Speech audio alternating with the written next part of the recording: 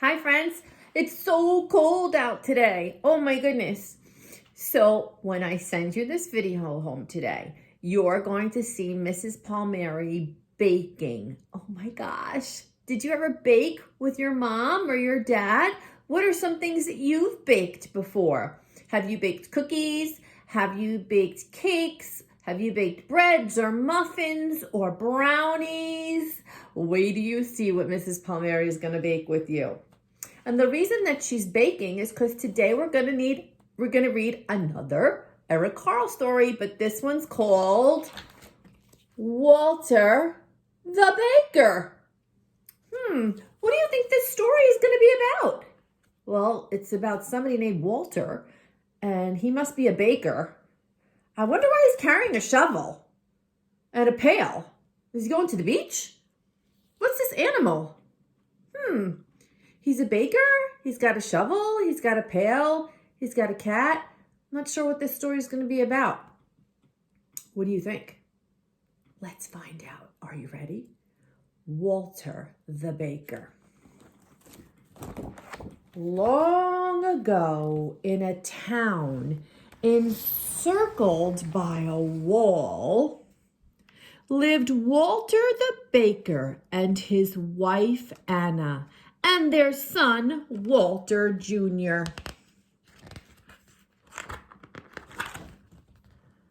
Walter the Baker was known even outside the walls of his town. He was the best baker in the whole place.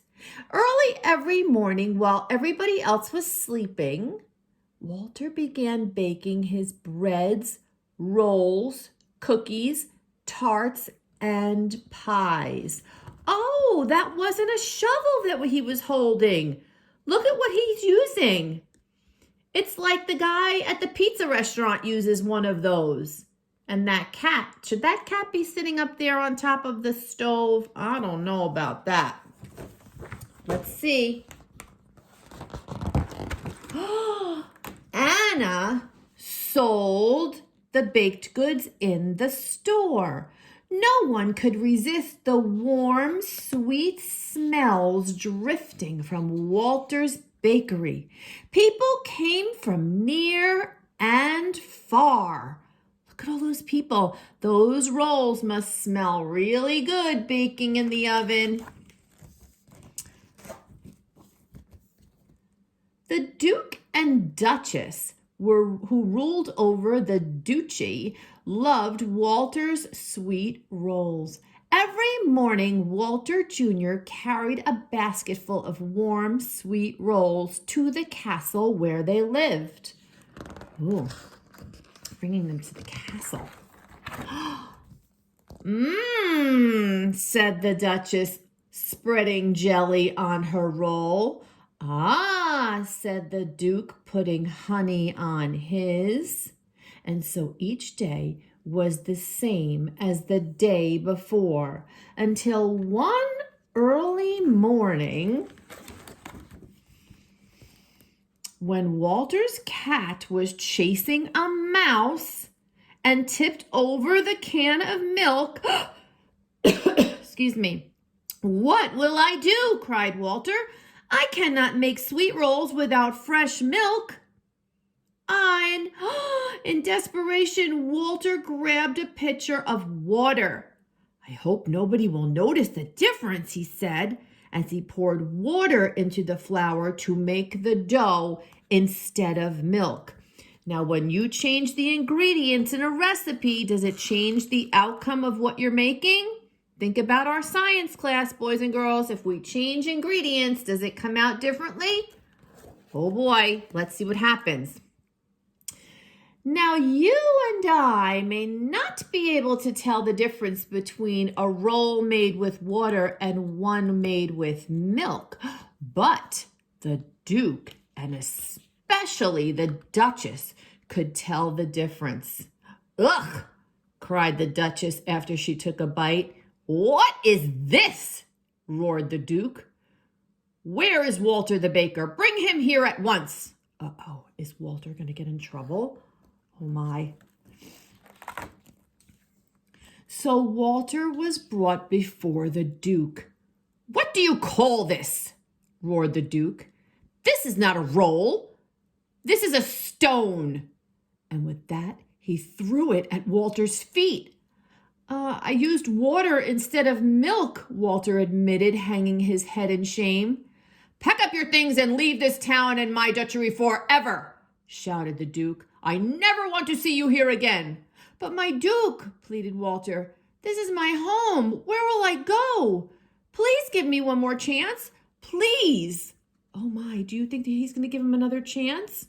He only made one mistake, for goodness sakes. I don't think that they should make him leave, do you? Uh-oh.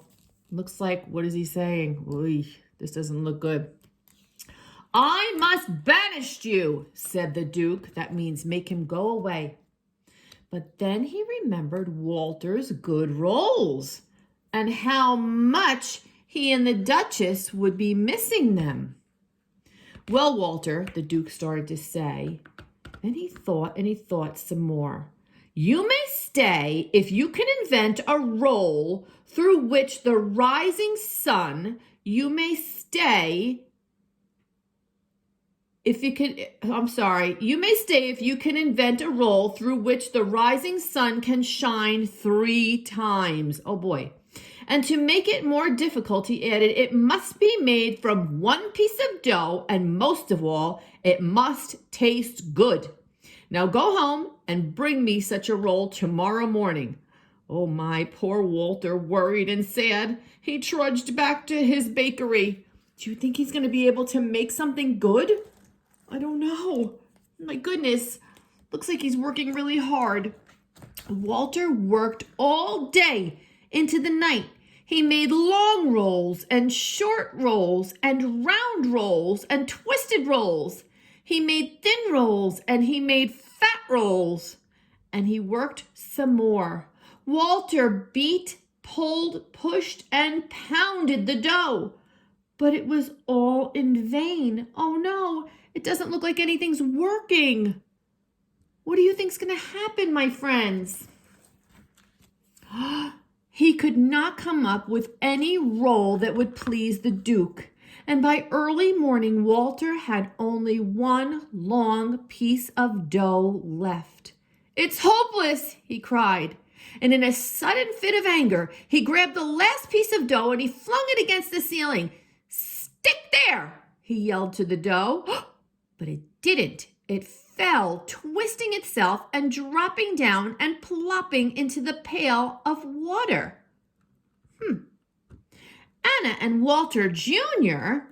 were awakened by Walter's yell and rushed into the bakery just as Walter was about to dump out the water and the twisted piece of dough. "Father, stop!" shouted Walter Jr. "Look!" And Anna quickly popped the dough into the hot oven. Soon it was brown and crispy. She took it out and handed it to Walter. It hadn't risen very high, but it had 3 holes. What did he make, boys and girls? Walter held up the twisted roll and smiled.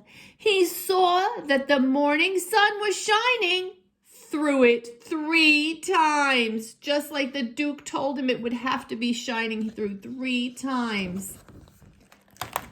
Walter put the roll into a basket and rushed to the castle to deliver his invention to the Duke and the Duchess, and they too saw the morning sun shine through it 3 times. Then the Duke and Duchess each took a small bite. What do you think? Think they're going to like it? Walter was so afraid to look because he had no idea how it would taste. "Well done," said the Duke. "Perfect," said the Duchess. Both were glad that Walter would not have to be sent away.